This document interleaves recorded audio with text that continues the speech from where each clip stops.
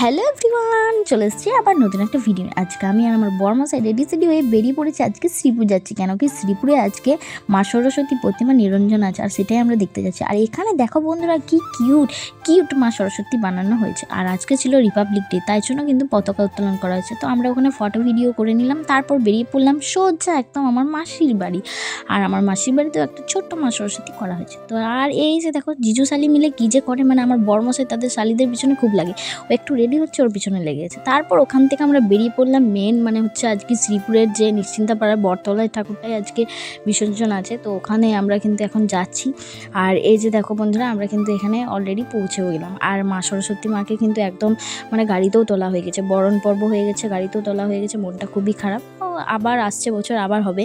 তো ওখান থেকে এই যে মাকে নিয়ে যাওয়া হচ্ছে। তারপর ওখান থেকে আমরা চলে এলাম একদম সোজা ডাঙালপাড়াতেও আনা হয় ঠাকুরটাকে। আর এই যে ডাঙালপাড়ায় একটা ঠাকুর হয়েছে। আর ডাঙালপাড়ায় কিন্তু এই বছর আমি মানে অনেকদিন পর গেলাম, এই বছর দেখলাম মাঠটাতে কিন্তু 3টে ঠাকুর করা হয়েছে। তো ওইটা একটা দেখালাম, আর এটা একটা দেখো।